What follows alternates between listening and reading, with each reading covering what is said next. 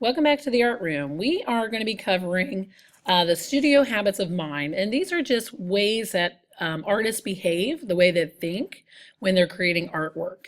The first one we have here is develop your craft.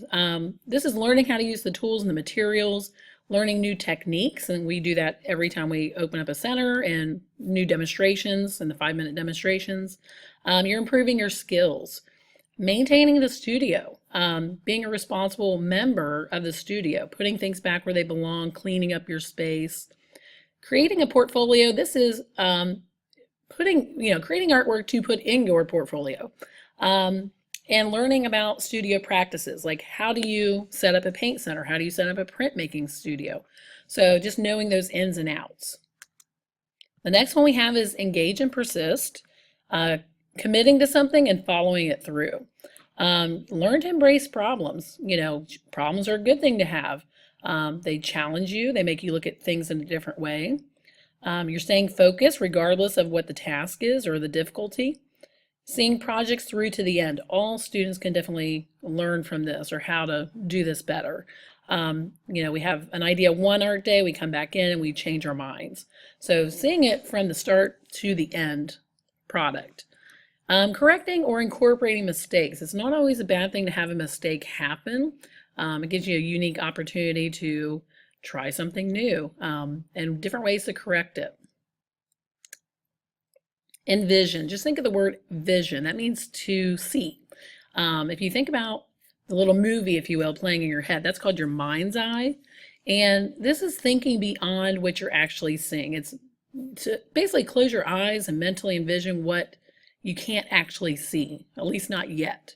So you're going to imagine what the next step would be in your art making process. Just envisioning an end product. So envisioning includes planning, generating ideas, gathering ideas, sketching, designing, imaging, picturing alternative solutions. If one way doesn't work, what will be your next step? What are you going to try instead? Express. This is like expressing yourself. You're going to be learning to express your own visions, your own voice, learning to convey an idea or feeling or a personal meaning, trying to give, show in a feeling or a mood, telling a story, giving an opinion about something, commenting on an issue, a social issue like Black Lives Matter, or how do you feel about animal abuse? Do you think they should be in jail, if they abuse an animal? So those things can give you a voice to communicate your idea, your opinion.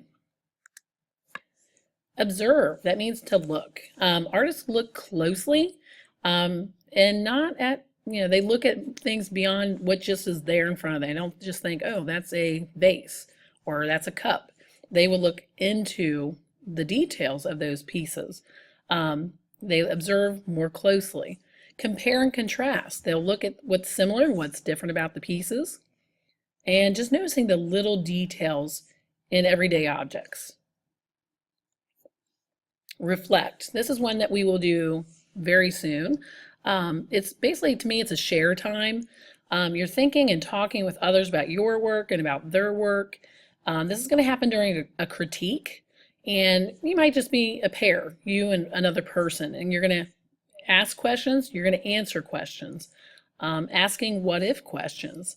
What if you added this to your painting? What if you turned it upside down?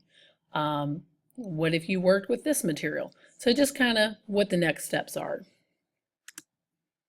Okay, this is our second to last here. We have stretch and explore.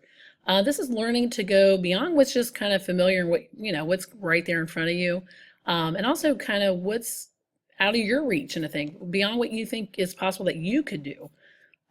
We do this all the time when we open up a new center. You're playfully exploring and embracing mistakes along the way. It's okay. There's no right way to do it. You're experimenting. You're trying new things. Trial and error. You're trying it. Okay, it didn't work. What's next? Let's try something else. Working outside your comfort zone. If you are one that tends to draw or paint the same image over and over, try something else or try a harder version of that.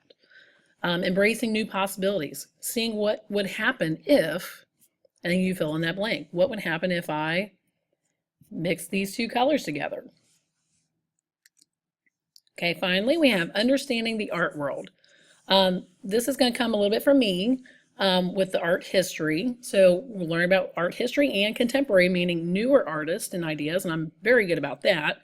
I'll try to incorporate more of those art history pieces that relate. Working with other artists, you guys do that daily. You guys share ideas and resources. When you share what you learned with other people, or you ask people, hey, how'd you do that? That's sharing, working with other artists side by side. The last part is learning about and going to art museums or galleries. This is kind of a difficult thing just because of logistics. I see 6 classes a day, 24 classes a week or more. And what I'm thinking about doing is having people from the MAC Center, the Middletown Art Center, come and do an in-house field trip. That way we can explore, artwork firsthand. They can show us different techniques. We can kind of basically do whatever we want. All right, enjoy today's fun activities.